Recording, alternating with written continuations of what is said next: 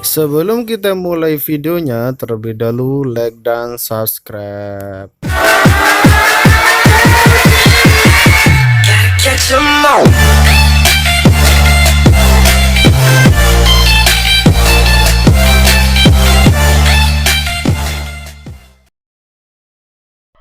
Di awal tahun 2020, dunia digemparkan dengan merebaknya virus baru, yaitu coronavirus jenis baru, dan penyakitnya disebut coronavirus disease 2019 atau COVID-19. Diketahui, asal mula virus ini berasal dari kota Wuhan, Provinsi Hubei, Tiongkok, Cina. Ditemukan pada bulan Desember tahun 2019. Coronavirus adalah keluarga besar virus yang menyebabkan penyakit mulai dari gejala ringan sampai berat. Ada setidaknya 2 jenis coronavirus yang diketahui menyebabkan penyakit yang dapat menimbulkan gejala berat, seperti MERS dan SARS, yang ditemukan beberapa tahun yang lalu. COVID-19 adalah penyakit jenis baru yang belum pernah diidentifikasi sebelumnya pada manusia. Virus penyebab COVID-19 ini dinamakan SARS-CoV-2. Virus corona adalah zoonosis, atau ditularkan antara hewan dan manusia. Penelitian menyebutkan bahwa SARS ditransmisikan dari kucing luwak ke manusia dan MERS dari unta ke manusia.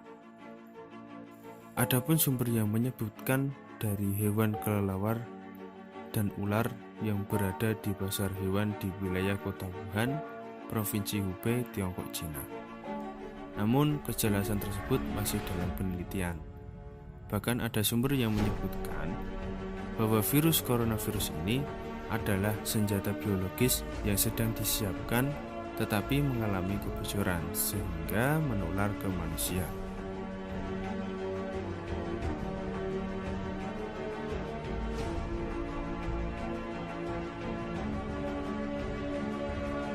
Tanda dan gejala umum infeksi COVID-19 antara lain gejala gangguan pernapasan akut seperti demam, batuk, dan sesak napas. Masa inkubasi rata-rata 5-6 hari, dengan masa inkubasi terpanjang adalah 14 hari. Pada kasus COVID-19 yang berat, dapat menyebabkan pneumonia, sindrom pernapasan akut, gagal ginjal, dan bahkan kematian. Tanda-tanda dan gejala klinis yang dilaporkan pada sebagian besar kasus adalah demam, dengan beberapa kasus mengalami kesulitan bernapas, dan hasil rongsen menunjukkan infiltrat pneumonia luas di kedua paru-paru. Berdasarkan bukti ilmiah, COVID-19 dapat menular dari manusia ke manusia melalui kontak erat dan droplet, tidak melalui udara. Orang yang paling berisiko tertular penyakit ini adalah orang yang kontak erat dengan pasien COVID-19, termasuk orang yang merawat pasien COVID-19 atau virus corona ini.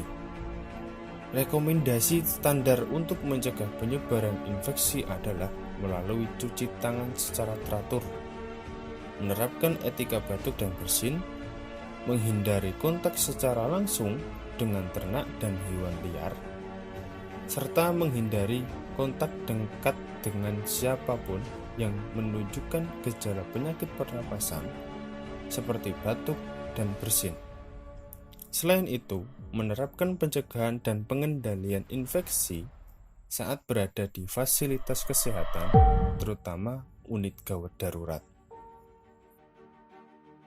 Di Indonesia sendiri, seluruh elemen masyarakat saling membantu bergotong royong dalam menghadapi pandemi ini. Dalam hal ini, pemerintah mengeluarkan beberapa kebijakan. Salah satunya adalah PSBB atau pembatasan sosial berskala besar. Pembatasan sosial berskala besar adalah pembatasan kegiatan tertentu penduduk pada satu wilayah yang diduga terinfeksi corona atau COVID-19. Sedemikian rupa untuk mencegah kemungkinan penyebaran corona atau COVID-19.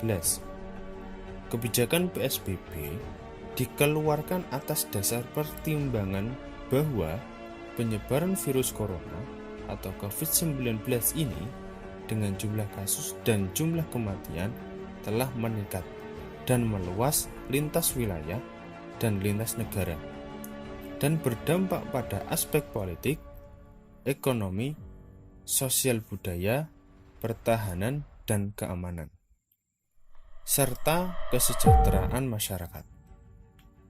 Kebijakan PSBB hanya dapat dilakukan atas dasar persetujuan dari Kemenkes atau Kementerian Kesehatan selaku pemangku kebijakan. Ada beberapa pertimbangan yang memperbolehkan suatu wilayah melakukan PSBB. Salah satunya adalah status zona merah. Status zona merah diperoleh ketika jumlah kasus virus corona atau COVID-19 di suatu wilayah presentasinya relatif tinggi, seperti yang sedang terjadi di Provinsi DKI Jakarta. Kebijakan PSBB mendapatkan respon positif dari masyarakat, karena dengan pembatasan kegiatan dapat memutus penyebaran virus corona atau virus COVID-19. Namun, ada juga respon negatif mengenai pertimbangan dalam memutuskan kebijakan tersebut, karena banyak yang merasa dirugikan atas kebijakan yang diputuskan. Kebijakan tersebut dirasa kurang efektif dan efisien, karena angka kasus virus corona atau COVID-19 sampai saat ini masih terus meningkat dan angka kasus sembuh masih belum ada peningkatan. Bahkan dengan adanya PSBB dapat menjadikan kondisi perekonomian masyarakat semakin terpuruk, karena banyak dari masyarakat yang melakukan kegiatan ekonominya di luar ruangan.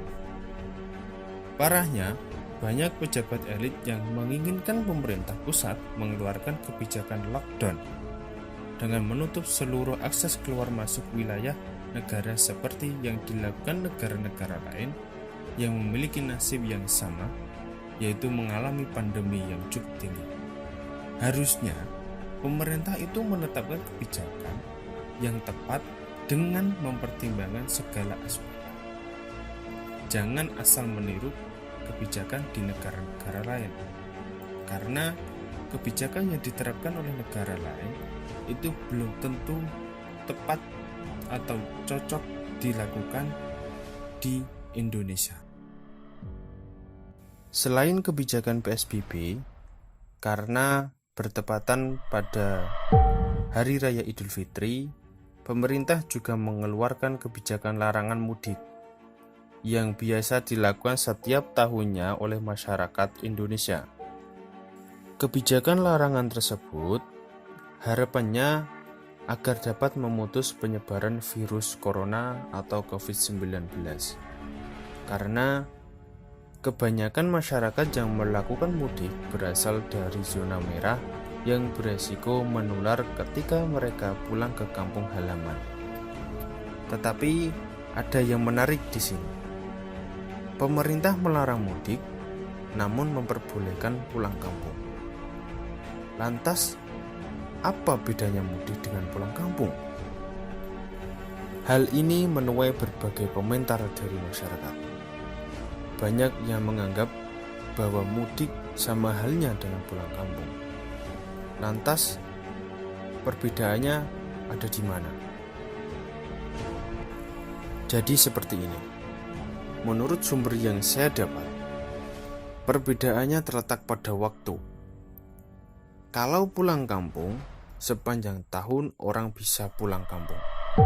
Tetapi, kalau mudik, konteksnya pas Idul Fitri atau Lebaran.